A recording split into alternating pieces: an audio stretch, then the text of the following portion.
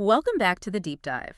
Today, we're diving headfirst into a concept so profound it comes from one of history's greatest minds, Albert Einstein himself, who famously declared, "Imagination is more important than knowledge." Wow. Yeah, that quote really makes you stop and think, doesn't it? It does. Now, at first glance, that might sound almost counterintuitive, especially in our data-driven world, right? We're constantly told to acquire more facts, accumulate more data. Get more knowledge, yeah. But Einstein was suggesting something far deeper about the true nature of intelligence and where groundbreaking ideas actually originate. It's not just a poetic turn of phrase, is it? I mean, coming from Einstein, Yeah. it feels like a complete redefinition of intelligence. Exactly. For him, true intelligence isn't about the sheer quantity of facts you've memorized. It's more about your capacity to think differently, to envision what doesn't yet exist, to transcend the obvious, and to make those truly unscripted connections. And that, as we'll unpack today, perfectly aligns with and deepens the principles we find in our primary source, Redefine, Imaginify. Ah, yes. Redefined Imaginify. That framework really challenges the whole waiting for the muse idea. Totally. We often think of creativity as this mystical lightning bolt, totally unpredictable, something you just have to wait for. But Redefine Imaginify argues that profound inspiration isn't just magic.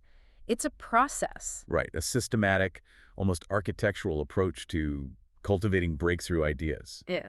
It's less magic, more structure in a way. And we'll be grounding these insights with empirical backing from our second source, Innovationary, which explores how genuinely novel ideas actually resonate and gain traction online. Even when they seem to defy those all-powerful algorithms, Yeah. which is fascinating in itself. Right, often they succeed because they defy them. So our mission today is to embark on a journey, tracing the path of an idea from its initial spark, what Redefine Imaginify calls the ignition phase, The very beginning. all the way through to how it takes root, makes an impact, especially online, and crucially, how it bypasses the normal algorithmic predictions. It's like charting the course of something truly wild, something that doesn't follow the usual map.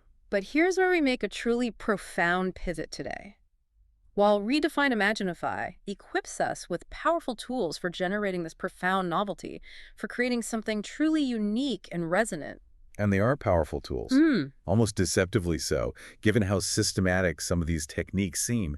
You read them and think, oh, I can do that. Yeah. And that very power, I imagine, is where the ethical considerations really kick in. Oh, right? absolutely. That's the core of it. So our focus today will shift beyond just how you generate these groundbreaking ideas to perhaps a more critical question. What kind of novelty is actually ethically responsible to create and to unleash? Especially when it takes on a life of its own, which these truly novel ideas so often do. They escape the creator's control. They really do. They get remixed, reinterpreted. Absolutely. This is all about what we're calling the conscious architect's ethos. It's about navigating the immense responsibilities that come with shaping collective thought and public discourse. It's a heavy phrase, conscious architect's ethos, but it feels right. Because the kind of creative power described in these sources isn't just for personal expression or making cool stuff. No, it carries this immense potential for actually influencing culture and conversations on a massive scale. And that comes with a significant weight, a real burden almost. Okay, all right, let's unpack this concept of the conscious architect. Redefine Imaginify completely reframes the creator's role. It says you're not a passive recipient waiting around for a muse to show up, hoping for a stroke of genius. Which is how most people think about it, probably. I think so. Instead, the framework positions you, the creator, as an active, conscious architect of your own inspiration. I love that phrase, conscious architect. It sounds so much more empowering than just like waiting for inspiration to strike. Puts you in the driver's seat. It truly is. It emphasizes an active, holistic, and systematic approach to cultivating creativity. This involves strategically managing the inputs from the outside world. What you read, watch, experience. Exactly. And simultaneously cultivating the inner world's synthesis, how you process it all. It's a deliberate, almost scientific approach to sparking genuinely original thought. Recognizing that profound inspiration isn't some fleeting magic. It's a robust process you can actually engage with. You can build the conditions for it. Right. And this process, the source calls it synthesis transformation, which I find fascinating because it directly aligns with Einstein's idea of imagination. He wasn't suggesting we pull ideas out of thin air. No, it's not magic. He was talking about how we reconfigure what we already know, or what we've experienced. Exactly. Synthesis transformation means you're skillfully remixing, reinterpreting diverse existing ideas, taking bits and pieces from here and there, from knowledge, from experience, from art, from science, and making something genuinely new out of them. It's the ultimate workshop of ideas, not just a warehouse of facts. That's a nice way to put it. Using the old bricks to build something totally new. So your brain essentially acts as this internal architect. It takes in all this raw input, these raw materials, and shapes them into something original. Like a sculptor working with clay, but the clay is, well, everything. Experiences, facts, feelings, stories. And the sources highlight several key mechanisms for fueling this internal architect and generating that unique novelty. And some of these mechanisms might actually surprise you, challenging our usual ideas about where creativity truly happens. Okay, I'm intrigued. Where does it happen, according to Redefined Imaginify? Well, the first involves engaging with specific kinds of environments, often ones we tend to overlook or maybe even find a bit mundane. Mundane. Okay, not the beautiful mountain retreat then. Maybe sometimes, but not always. Mm-hmm. Most of us probably picture the ideal creative space as a perfectly organized studio or that quiet, inspiring retreat somewhere beautiful in nature. That's the classic image, isn't it? The serene, perfectly curated space, clean desk, nice view. Exactly. But Redefine Imaginify argues for almost the opposite sometimes. It emphasizes places that actively shake up your routine, disrupt your pattern, and even give you new kinds of sensory input, maybe slightly jarring inputs. The core idea is nudging your mind out of its usual, comfortable, well-worn tracks, forcing a cognitive shift.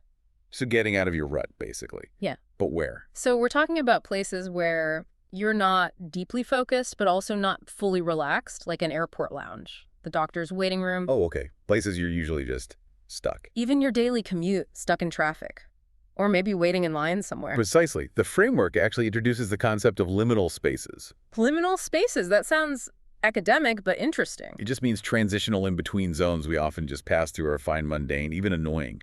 Think about the laundromat, the line at the grocery store, waiting for coffee at a busy cafe, or even just sitting on a public bus.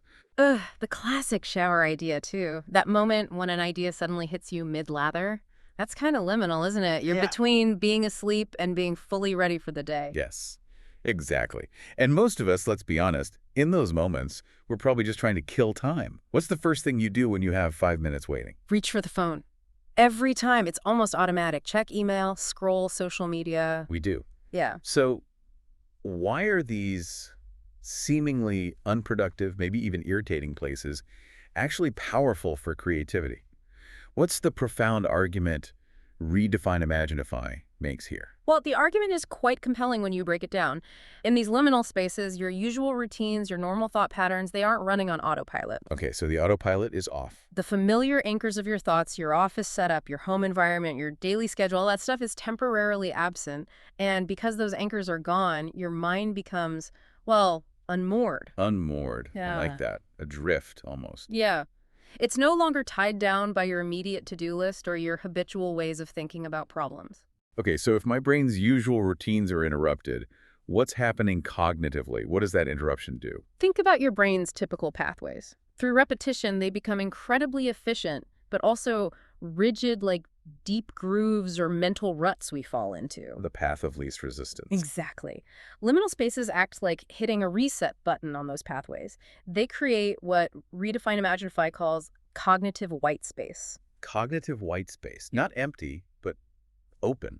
Like a blank canvas? Exactly. It's more like a temporary vacuum where your mind is almost forced to make new, unexpected connections because those old, dominant pathways are disengaged. They're not being constantly triggered. Ah, okay, so the usual triggers aren't there. Right. In that unstructured mental space, novel ideas, previously unlinked thoughts, they can surface. Ideas that probably wouldn't pop up when you're laser focused on a specific task or when you're stuck in a very familiar environment that triggers all the usual thoughts. It's like shaking up a snow globe. Things settle in new ways. That's a great analogy. The insight here is truly profound. These dead times, those moments we usually rush to fill with distraction, are actually fertile ground for your brain to break free and forge new, unexpected connections. So you're saying next time I'm stuck in line, maybe don't pull out the phone. Maybe not. Think about that sudden solution that pops into your head during a mundane commute, or the clarity you get waiting in a long queue. It's about recognizing and leveraging these overlooked moments as prime creative real estate, turning wasted time into a mental playground. It's like your brain is constantly trying to solve puzzles in the background, and these liminal spaces throw out a completely new, surprising set of pieces. I once had a breakthrough on a really complex client brief, just sitting in a silent laundromat watching the clothes tumble. No way. The laundromat. Yeah, the rhythmic motion and the sensory quiet, or maybe just the sheer boredom. I don't know, it broke my mental deadlock. Something just clicked. That's a perfect example. The mundane becomes a trigger because it disrupts your expected flow of thought. It's less about the place itself being inherently beautiful or inspiring.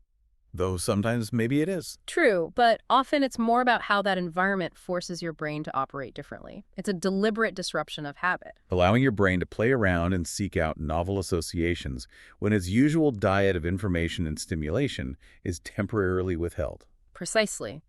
It lays the groundwork for generating genuine novelty, moving away from just rehashing the same familiar patterns. This already starts building content, ideas, and solutions that have a distinct voice, something that doesn't just sound like everything else already out there. Okay, so that's one side. These disruptive, pattern-breaking liminal spaces, they kind of jolt the system. But what about the other classic source of inspiration we always hear about? Nature. Does the source talk about that? The calm, restorative side? It absolutely does, and it connects nature to inspiration through another really interesting concept: effortless attention. Effortless attention. That sounds almost contradictory, doesn't it? I'm sorry. Attention usually feels like effort, like work, like focusing really hard. It does, usually. But think about the kind of attention you use when you're just, say, watching waves roll in on a beach, or clouds drifting across the sky, Okay. or maybe just listening to leaves rustling in a forest, or watching a fire crackle. You're paying attention, but it's soft. Okay, yeah, I know that feeling. You're observing, you're present, but it doesn't feel like work. It's not strenuous mental effort. It's more of a gentle, wandering focus. Sometimes it's called soft fascination. Soft fascination, I like that term. And this is fundamentally different from the kind of directed attention you need for, say, coding, or writing a detailed report, or solving a complex math problem. That takes acute focus. That takes energy. It fatigues your prefrontal cortex. You feel drained afterwards. Exactly. It's that feeling of mental exhaustion when you've been on all day. Your brain is tired. So the insight here is these calm, restorative environments promote this soft fascination, and that acts almost like a mental palate cleanser. A palate cleanser for the brain. Yeah. It rejuvenates your brain, significantly reduces mental fatigue, and opens up space for spontaneous connections to happen. Those connections that need a bit of quiet to emerge. Okay. I think I get the distinction now. Your mind is engaged, but it's not being taxed. It's like letting your gaze just sweep across a landscape versus staring intently at one specific point on it. Yeah, one is hard focus, the other is soft focus. It's not about what you see necessarily, but how you see it. The quality of attention. That's a great way to put it. The biggest benefit of this relaxed state is that it actively and significantly reduces mental fatigue. Our brains get tired from constant demands, endless notifications, information overload. Tell me about it. Giving your brain this kind of break, this effortless attention, creates more mental capacity. It's like clearing out all the background apps running on your phone or computer. You're freeing up valuable cognitive resources. And you mentioned earlier it allows the default mode network to kick in. We often hear about the default mode network, that background processing unit of our brain that gets active when we're not focused externally. Right, when your mind wanders. Redefined Imaginative suggests that this is precisely where those truly novel connections happen. Can you elaborate on how we leverage that? How does resting help us connect ideas? Yes, the DMN. So when you're in that relaxed state, not focused on an external task, your DMN essentially gets to work like a mental librarian, quietly cross-referencing all the information you've ever absorbed, memories, concepts, feelings. Okay. It's linked to mind wandering, daydreaming, internal thought, remembering the past, thinking about the future. And importantly, it's strongly associated with creative problem solving and making those unexpected connections between seemingly disparate ideas. The aha moments. Exactly. It's your brain's way of connecting the dots without conscious effort, forming those aha moments you didn't even know you were looking for. They just surface when the DMN has space to work. Okay, so by reducing mental fatigue and allowing for this effortless attention, you're basically opening up cognitive space for your imagination. You're decluttering the mental workspace. Making room for ideas to sort of bump into each other without the pressure of an overworked, stressed-out mind, letting them mingle. So we're seeing two really distinct types of environmental triggers here. Both seem vital, but they work in almost opposite ways. One disrupts, the other restores. That's right. You've got the deliberate disruption and pattern breaking in liminal spaces on one hand, shaking things up, and then the relaxed openness and restoration in nature, promoting effortless attention on the other, allowing things to settle and connect. It really reframes how you might think about your surroundings, doesn't it? Your environment isn't just passive background noise. No, it's an active tool, something you can intentionally use for creative thinking. You can choose the environment based on what kind of thinking you need. Precisely. It lays the groundwork for generating genuine novelty, moving away from just rehashing the same familiar patterns over and over. This already starts building content, ideas, solutions that have a distinct voice, something that doesn't just sound like everything else already out there. Okay, so that covers the environmental side, the spaces we inhabit. Really interesting stuff. Now, what about the inputs? The stuff we feed our brains? Yes, the fuel for the internal architect. Redefined Imaginary talks a lot about the creative works we consume. Books, movies, art, music, whatever. But I'm guessing it's not just about passively consuming more stuff, right? Right. Because that feels like a common trap. Oh, definitely. Thinking that just pouring more information in will automatically equal more creativity, information overload is real. You're exactly right. It's definitely not just about quantity. That can actually lead to overwhelm, a kind of mental constipation where you have so many facts you can't do anything new with them. Right, analysis paralysis. The source uses a really powerful concept here that directly supports Einstein's view on imagination. Narrative cross-pollination. Narrative cross-pollination. Okay, break that down. What does that actually mean in practice, beyond the academic-sounding name? Sounds a bit like something from botany. It kind of is, metaphorically. It means actively, intentionally seeking out stories, styles, themes, emotional tones, even structures from wildly different unconnected areas or disciplines. So not just reading the next book in your favorite series or watching similar movies? Exactly. It's basically the exact opposite of sticking within your comfort zone or your usual filter bubble. The goal is to deliberately create intellectual friction. Intellectual friction. Okay. You do this by exposing yourself to ideas and forms that don't normally mix, that maybe even seem to clash. Intellectual friction. That sounds almost uncomfortable, like cognitive dissonance. Is it supposed to be uncomfortable? It absolutely can be. But the insight here is that this friction, born from seeking out wildly diverse and even clashing inputs, is actually the engine for truly new insights. The engine? How so? It quite literally forces your brain to build entirely new neural pathways to engage in that synthesis transformation we talked about. This is where imagination triumphs over mere knowledge. By repatterning it, it forces new connections. So you're saying not just reading within my favorite genre, for example, but actively seeking out dissonance. Why seek out that clash? It feels like it could just be confusing or messy, like trying to mix oil and water. Well, that's kind of where the magic happens, according to the framework. Our brains, at their core, are incredibly sophisticated pattern recognition engines. Right, they love patterns. Constantly striving to find coherence and meaning within the deluge of information we receive.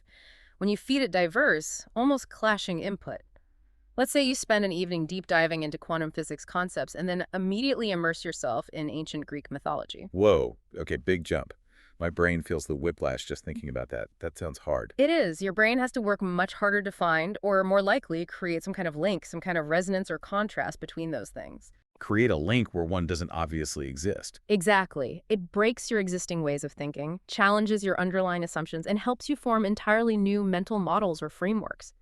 The effort of trying to reconcile those differences, to find some coherence in the apparent dissonance, that's what generates truly new insight. It's how you push beyond conventional boundaries, as Einstein suggested, by forcing yourself out of the usual boundaries. Precisely. It's not about finding obvious, easy links between things. It's about forcing your mind to invent new frameworks, new ways of seeing, precisely because the inputs are so different. It's how innovation begins, with a what if. What if these unlike things could connect? Can you give us a really vivid example, something concrete from Redefined Imaginary, that illustrates this kind of cross-pollination and the friction it creates?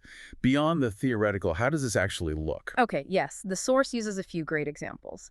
Imagine spending a significant amount of time really deep in a complex cyberpunk novel. Futuristic tech, gritty social commentary, AI consciousness, that whole dark, neon-drenched aesthetic. Got it. like Blade Runner vibes or William Gibson, immersed in that futuristic dystopian vision. Then, right after finishing that, you deliberately immerse yourself in Renaissance art. Whoa, okay. Perhaps you spend hours studying the intricate symbolism in a Botticelli painting, or the anatomical precision of Michelangelo's sculptures, or reading about the philosophical underpinnings of that entire era: humanism, beauty, order. Okay, cyberpunk dystopia straight into Renaissance beauty and philosophy. That's a massive leap. Talk about whiplash. Or another example, try pairing a deep dive into classical music theory, harmony, counterpoint, structure with the study of contemporary street art like Banksy, or maybe exploring the philosophy of ancient Stoicism alongside modern stand-up comedy specials. Stoicism and stand-up. Wow. Okay, that is unexpected. Isn't that just disorienting? Could it just lead to a jumbled mess in your head? And that feeling, that whiplash, that tension you just described, that's exactly where Redefined Imaginify says the creative magic happens. The tension itself is the key. Yes. These unexpected juxtapositions, they don't just sit there quietly side by side in your mind. They clash. They collide. Different creative ideas, forms, emotional tones, philosophical outlooks, they're crashing together in your head. Okay. And the friction itself isn't the problem, according to this framework. It's the engine. It's like having these incredibly diverse raw materials in your mental laboratory, and you're consciously mixing them, maybe even banging them together to spark something genuinely new. Like a chemical reaction. You need catalysts, sometimes heat. Exactly. It's an active, almost chemical reaction in your mind, a mental alchemy, where the friction is the heat needed for transformation. This this alchemy, it leads to something genuinely new, something with a unique advantage in our current digital world. Is that the core idea? That's a huge part of it, because think about algorithms, especially online. What are they fundamentally? Star matchers, looking for similarities. Right. They're constantly looking for things that fit what's already popular or what worked before. They optimize based on past data. Exactly. Algorithms are essentially designed to look backward, to find what fits existing trends, what resembles past successes. They try to predict future engagement based on past data, optimizing by recognizing and promoting existing patterns. But the internal architect, fueled by this narrative cross-pollination, that architect thrives on creating new patterns, unexpected connections. It's inherently forward-looking, not backward-looking. Ah, okay. That's a key distinction. Algorithms look back, imagination looks forward. So this implies that the most creative, the most genuinely novel stuff, the output of this process, might actually paradoxically fail the algorithm test at first, precisely because it's too different. Right. It doesn't neatly fit into existing categories or match established patterns that the algorithms are trained to recognize. So the most impactful ideas, maybe in the long run, could be the very ones that initially confuse the algorithms because they don't fit any existing box. There are those weird cyberpunk Renaissance hybrids, and the algorithm's like, error, does not compute. Exactly. That's the argument. And research from Innovationary, our other sort, backs this up empirically. It suggests that truly novel content might struggle algorithmically at first because the systems literally don't know where to place it. It doesn't match the known success patterns they're looking for. Can you share an example from Innovationary on this? Yes. How does that play out? Yeah, they detail an indie film that blended historical drama with, like, subtle sci-fi elements. Think period costumes, but with a strange underlying technology. It baffled early algorithms. Okay, so no easy genre tags, not historical, not sci-fi. Exactly. It got almost no initial traction algorithmically, no clear audience profile for the machines. But what happened? Did it just die? No. Yeah. Innovationary found that a small, passionate group of film buffs discovered it, maybe at a small festival or online forum, and they championed it. They talked about it on niche forums and private online communities. The human element. They saw its unique vision, its imaginative leap. And this word of mouth led to a massive organic groundswell once people saw its unique vision. It bypassed the algorithms because people recognized the novelty. That's fascinating. Any other examples? They also cited a food blogger who started combining obscure historical recipes, like from the 17th century, with modern molecular gastronomy techniques. Foams and gels meets ancient spice roots. Okay, that sounds wild. And probably delicious, maybe. Maybe, but her initial posts got very little algorithmic reach because they didn't fit foodie trends. Too weird. So the algorithm saw it as too niche, too strange. Not enough hashtag food porn keywords, maybe. Right. But human curiosity, spurred by the sheer novelty and imaginative daring, drove an organic explosion. People started sharing her unusual creations because they were genuinely surprised, intrigued, and inspired. They're like, you have to see this crazy recipe. Exactly. Her distinct voice became her own hook. This proves that once these genuinely novel ideas do manage to connect with people, maybe through a small initial audience or just chance, they often have a deeper stickiness and shareability. Why?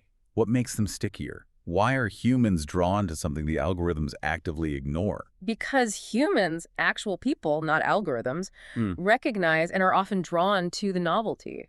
Algorithms might ignore it because it breaks the pattern. But humans find it compelling because it breaks the pattern. It feels fresh, authentic, different. And it engages our innate curiosity, that fundamental why, how, what if that Einstein connected to imagination. It wakes us up. Ah, okay. And this human recognition allows these creations to sometimes explode through sheer word of mouth. They cut through the endless noise online precisely because they're different. Bypassing those conventional algorithmic gatekeepers. So that distinct voice, the uniqueness baked into it from the synthesis process, that becomes its own hook. It's not successful despite being different. It's successful because it's different. Yeah. Exactly. The surprise, the fresh perspective, the unexpected blend that draws people in. This represents what the sources call an unforeseen power of resonance and autonomy. Autonomy, meaning it spreads on its own. Ideas spreading widely, organically, autonomously, often beyond the creator's initial control, or certainly beyond what algorithms would have predicted based on past data. That's really fascinating. So if you do manage to blend, say, cyberpunk and Renaissance art, or historical recipes and molecular gastronomy in a meaningful way, the result has this inherent, maybe even startling uniqueness. That unexpected blend becomes its own powerful hook. It grabs attention because it's different, not because it neatly fits a trend. It really changes how you might think about everything you consume, doesn't it? It does. It's not just passive entertainment or information gathering anymore.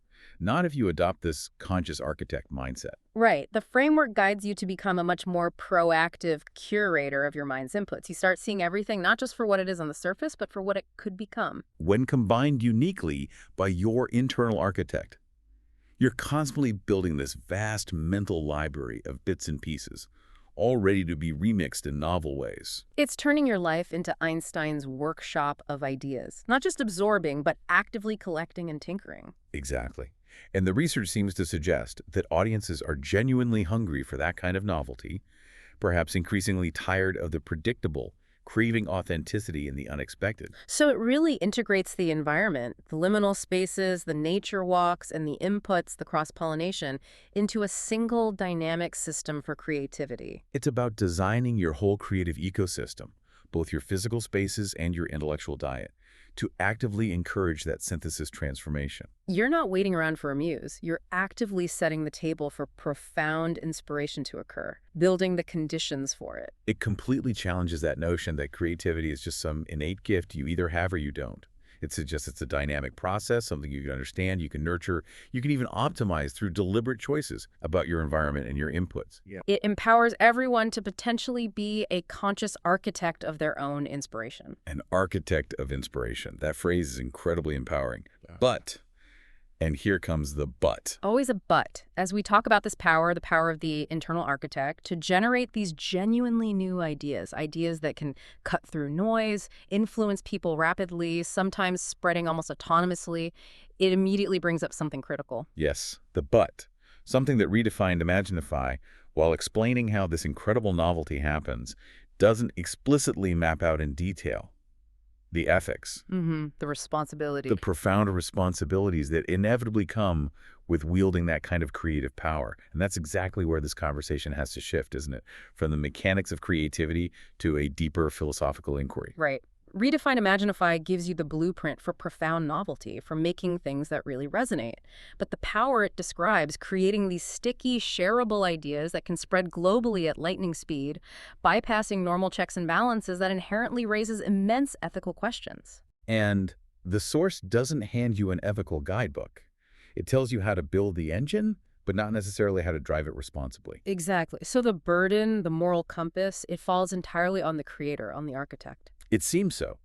The question fundamentally moves from how do I generate novelty to what kind of novelty is actually ethically responsible for me to create and then unleash into the world. This is the amplified moral compass we must consider for the conscious architect. It's not just about being creative, it's about being responsibly creative.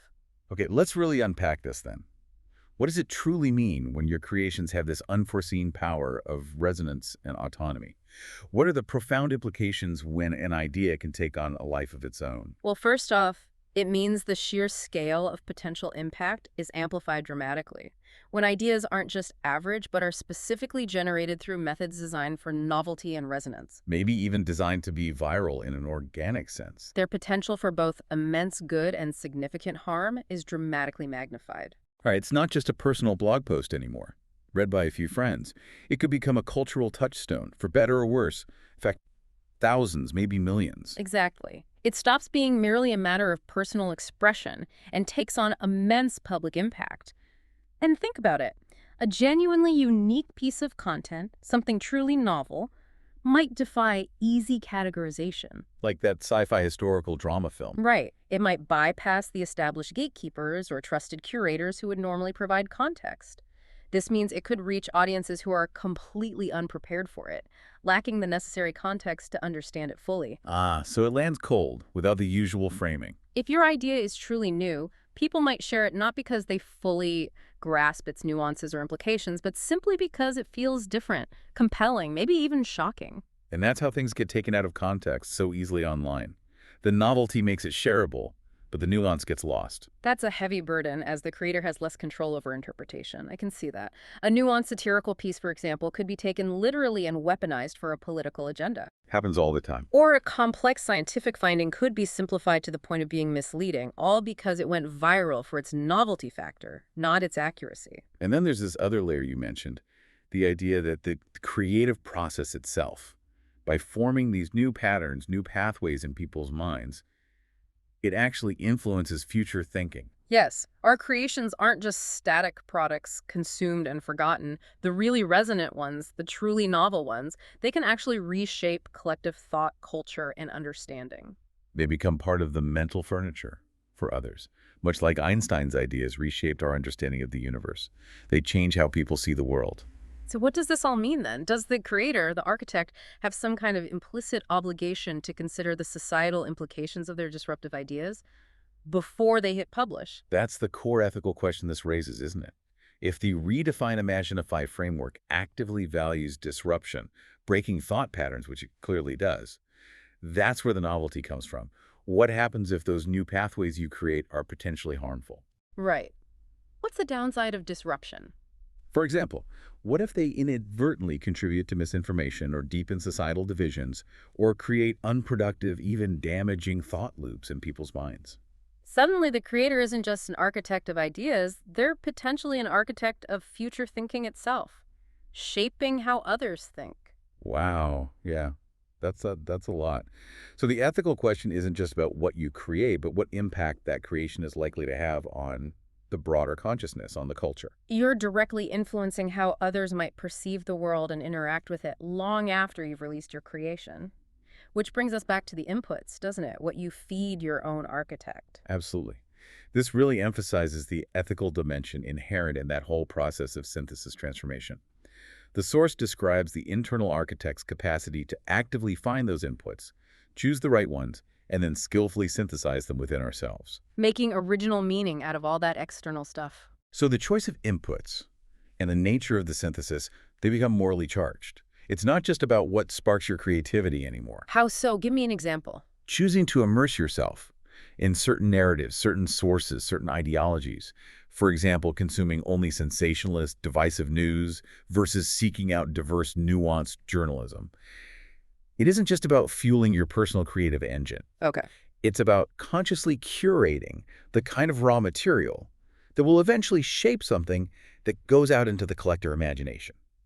That's a significant ethical consideration right there at the very input stage. Before you've even made anything. Exactly. So it demands a proactive ethical stance starting way before you even publish or share anything, thinking about the ingredients you're using. Right. It's about asking yourself from the beginning, am I deliberately seeking inputs that might lead to something ultimately divisive or harmful just because it feels edgy or novel?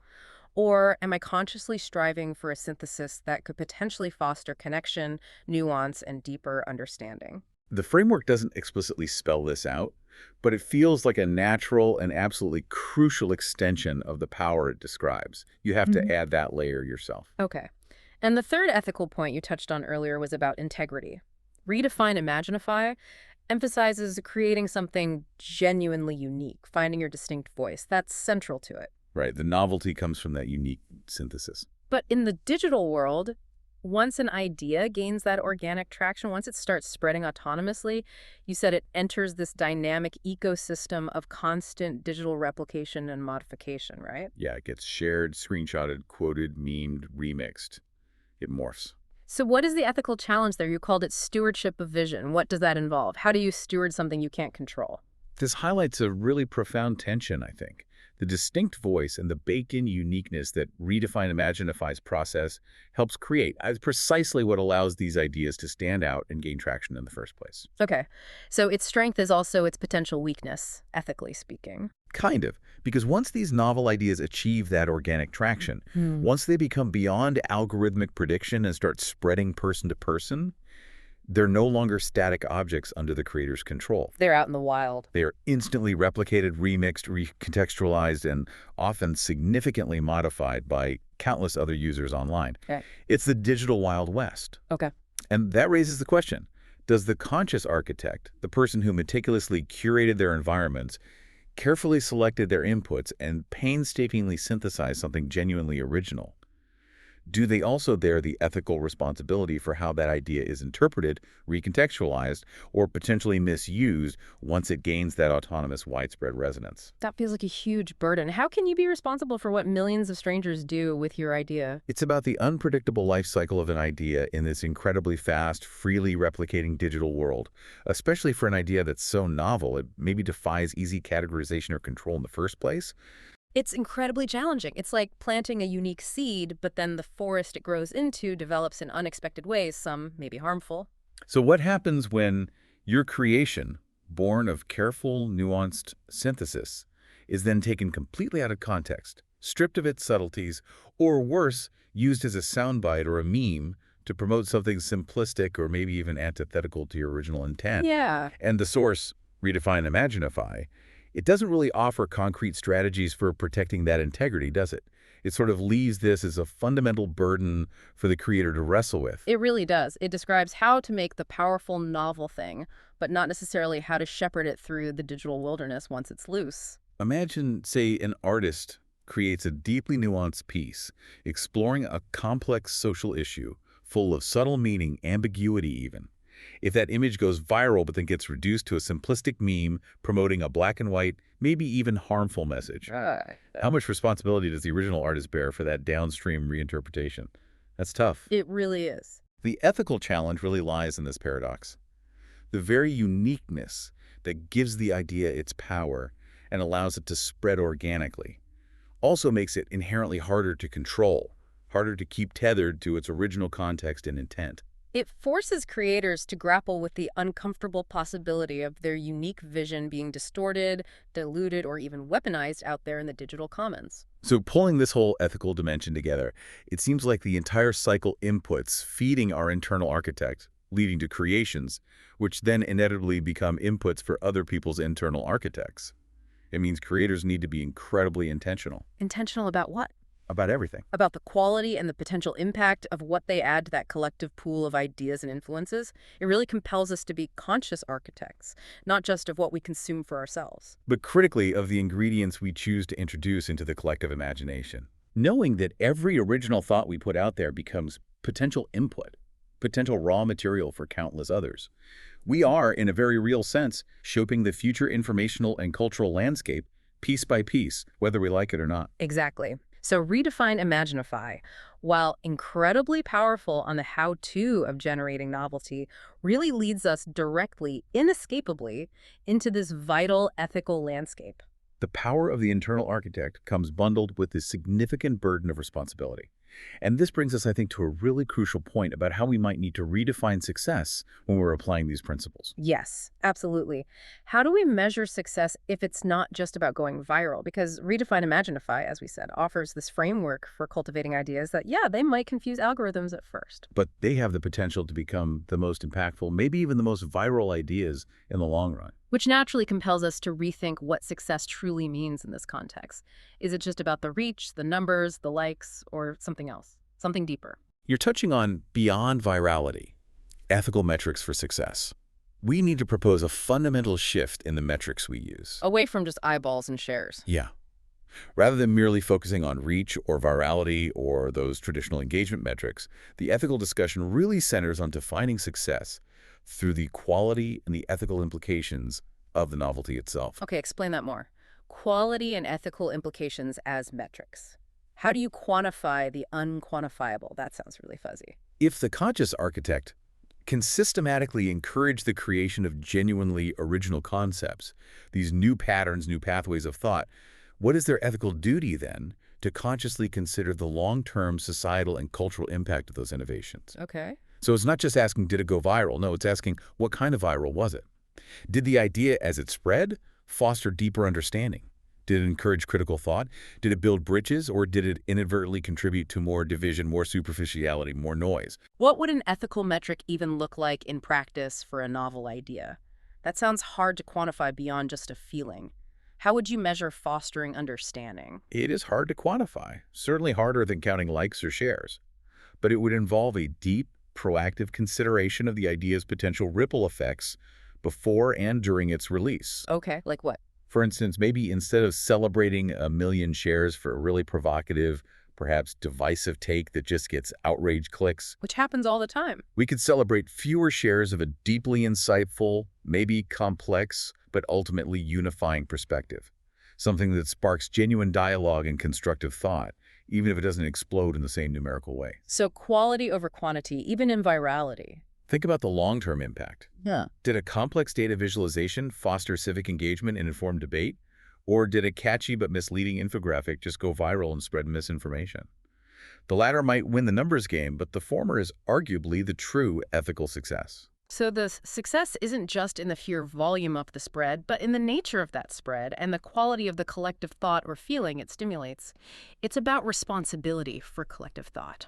This encourages creators, hopefully, to move beyond chasing simple engagement metrics and embrace a deeper sense of responsibility for the potential profoundly reshaping of collective thought, culture, and understanding that truly novel ideas can achieve. And they achieve this precisely because, as Innovationary points out, humans recognize the novelty. We're drawn to that distinctiveness. And with that attraction comes a profound responsibility, a responsibility for the impact of the distinctiveness itself. What does your unique contribution actually do in the world? Okay, so for you listening right now, maybe thinking about this framework, wrestling with these deep ethical dimensions, what can you actually do differently? How do you apply this practically, but also responsibly in your own creative work, or maybe just in your problem solving? Yes, that's the crucial question. How does this translate to action? I think the big shift fundamentally is in your mindset. Starting with how you think about it. It's about moving towards being deliberately intentional, proactive, and deeply responsible in how you approach creativity. Not just setting the stage for inspiration to strike, no, but thoughtfully considering the potential ripple effect of what you create and what you choose to put out into the world. It's about transforming what might seem like ignored moments or random inputs into powerful tools, while also recognizing that your creations, especially the novel ones, become potent forces of influence for better or worse. Okay, let's unpack some concrete starting points then for being this conscious and responsible architect. Where do you begin? Like tomorrow morning? All right, practical steps. First, actively seek out those liminal spaces we talked about earlier and use them intentionally. Don't just endure them. Okay, so the waiting room, the airport lounge, the time stuck in traffic, a quiet moment waiting for your coffee. Don't just see it as wasted time. See it as a profound opportunity to deliberately free your mind. And here's a really crucial tip, perhaps the hardest part. Resist the urge to immediately grab your phone. Guilty? We all are. It's an almost involuntary reflex. The boredom kicks in. It is. But try to put it away. Just let your mind drift. Look around. Notice weird details, snippets of conversation floating by, the way the light hits something mundane. Be present in the boring moment. Yeah. Try a mini mental journaling exercise, observing your thoughts without judgment. Turn that downtime into active mind-wandering time. See what connections your brain makes when it's not being constantly fed directed input from a screen. You might genuinely be surprised at the novel ideas or solutions that just bubble up in those quiet in-between moments. I know that's easier said than done in our world, but the potential payoff is significant. Okay, what about the other side? Cultivating that effortless attention, the nature connection. How do we do that practically? Be just as intentional about that. You don't necessarily need a grand wilderness expedition, although that's great too. Right, not everyone can hike the Himalayas. Carve out small moments for nature, or even just quiet observation. Maybe it's just sitting by a window watching the rainfall for 5 minutes, or noticing the leaves on a tree in a park during your lunch break. Small doses. Yeah. You could try forest bathing, even if it's just in a small city park, or just listen to birdsong without distraction on your walk to work. Exactly. Just letting your mind wander and gently observe. Not trying to achieve anything. The key is effortless attention. No specific goal, no problem to solve, just allowing your mind to gently observe and rest. Let your gaze sweep across a landscape. Listen to ambient sounds without judgment. This is essential mental recovery. Think of it as a proper cognitive reset button for your prefrontal cortex. It creates mental spaciousness for ideas to connect. It declutters your mental workspace and genuinely recharges your creative batteries. It's about cultivating an internal calm that allows those deeper, quieter insights to finally emerge, connecting to the DMN activity we discussed. Okay, and then the input side. Mindful narrative cross-pollination, but crucially, with that added layer of ethical reflection. This seems like where the rubber really meets the road for the responsibility piece. It absolutely does. And this takes conscious discipline, real effort, and most importantly, that ethical reflection component. It's not just about consuming random stuff. Right. So deliberately diversify your mental diet. Go way beyond your usual comfort zone. So if you typically love thrillers, try reading surrealist poetry for a week. Or dive into a biography of someone from a completely different culture or era. If you primarily watch comedies, maybe try a complex, slow-burn foreign drama, or a deep-sea documentary about bioluminescence, or spend time exploring historical fashion archives online, then pivot to modern architecture. Seek the clash. Seek the friction between styles, ideas, eras. Remember the example, cyberpunk and Renaissance art. Find your own weird pairings. Precisely. But, and this is the vital ethical layer, as you seek out these dissonant inputs and as you feel your mind starting to synthesize them, consciously ask yourself some questions. Like, what specifically should I be asking myself as I'm reading that surrealist poetry after the thriller? Like, what's the real essence here in these different inputs? How does this resonate with or maybe challenge universal human values?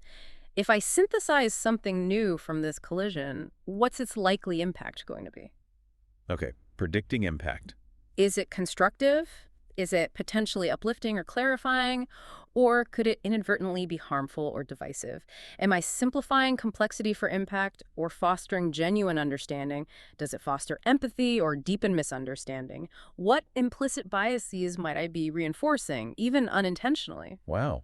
So you're proactively considering the ethical implications of your creative choices right at the input and synthesis stages before the idea is even fully formed or shared. That's a significant shift from just what sparks my imagination. It adds a layer of consequence. Exactly. It's not just about consuming different things anymore. It's about actively filtering and reflecting on them through an ethical lens as you integrate them into your own thinking and creating. And then finally, there's the big picture mindset shift. The overall approach to your entire life, really. How so? How does this apply to everything? That sounds huge. It's about reframing how you see everything you engage with. Consuming content, experiencing the world, having conversations. It isn't just for enjoyment or information anymore. It's all potential raw material. You become an active forager. An active forager for your internal architect. I like that. Exactly. You're constantly, consciously building this vast, diverse mental library of bits and pieces, fragments of ideas, emotional tones, structures, all ready to be remixed in novel and hopefully responsible ways. Your whole life, if you approach it intentionally like this, becomes a continuous wellspring of potential inspiration.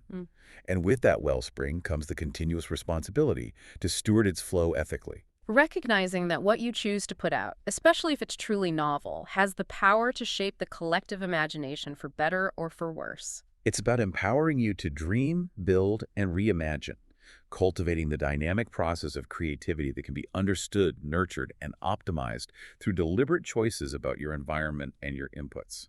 It connects back to Einstein perfectly, using knowledge, yes, but prioritizing the imaginative capacity to reshape it responsibly. Okay, so wrapping up this deep dive today, using Redefine, Imaginify, and Innovationary, we've gained a really specific, almost tactical view of where inspiration and novelty can come from. Much more concrete than just waiting for the muse. Definitely. It clearly suggests that creativity is not just some random luck of the draw. It can be systematically encouraged, even cultivated. Right, it can be sparked by environments like those disruptive liminal spaces or restorative moments in nature. And fueled by that active narrative cross-pollination. Using diverse, even clashing, works intentionally to create productive friction between ideas. And all of this potentially leads to something genuinely new, something that might even have a unique edge online precisely because it defies easy categorization by algorithms, but connects with human curiosity. It's what Einstein implied when he said imagination reigns supreme. It's the engine of novelty. Exactly. And this entire framework, this powerful set of tools coupled with the profound ethical considerations we've layered on top of it today, it leaves us, and hopefully you, the listener, with a really fascinating, maybe even slightly uncomfortable question to chew on. Yeah, a final thought to mull over. We started with Einstein's bold statement, imagination is more important than knowledge. And if creativity is so shaped by these external things, the disruptive places, the restorative nature, the clashing inputs we choose, is creativity mostly just about getting really good at setting up the right external triggers? Like, is it mainly about optimizing your surroundings and your media diet? Is the real skill purely about mastering the outside world? Or, or is the really deep work primarily internal? Is it more about building our own capacity, strengthening that internal architect within us? You mean the ability to actively find those inputs? Yes, but then to choose wisely among them, to synthesize them skillfully, to make original meaning. And to consciously cultivate the inner world of our judgment, our values, our discernment, the ethical filter. And perhaps the biggest question this whole exploration provokes is, where does the balance truly lie between that external influence and the internal cultivation? Especially when we factor in the significant ethical weight of our creations in today's world. Is the real skill maybe navigating that intricate interplay, mastering both the external triggers and the internal synthesis while simultaneously taking profound, conscious responsibility for the outputs that inevitably shape the collective imagination? I've got that riddle for you again that kind of captures this essence. Okay, let's hear it. I am not built from what is known, though I may use old bricks. I thrive where patterns are overthrown and common sense often sticks. In liminal spaces, I take flight, or where soft fascination calms the mind. I spark from cross-pollination's friction, new connections you will find. Algorithms find me strange and slow, for I defy their charted ways. But human hearts, they often know the future I can raise. What am I, more vital than all you've learned, defining genius in a new light? Well, given our conversation, it has to be imagination, right? But Exactly. specifically ethically guided imagination. Exactly, that synthesis, that spark, that leap beyond knowledge. It's a lot to think about. How much is environment, how much is input, how much is internal architecture, and how much is ethical guidance? It really is. Where does that true responsibility lie?